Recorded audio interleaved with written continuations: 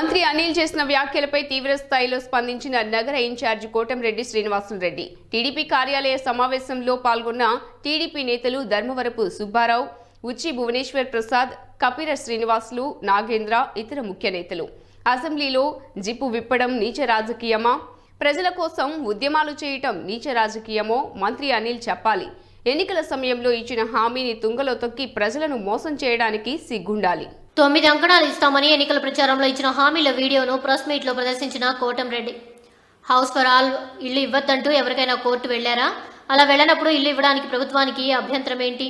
మేము ఉద్యమాలు చేస్తుంటే ప్రభుత్వంలో ఇప్పుడిప్పుడే కదలిక వస్తోంది. టైం బాగుండి ఎమ్మెల్యే, ఆ తర్వాత మంత్రి అయ్యావు, అది గుర్తుపెట్టుకొని మాట్లాడు అనిల్.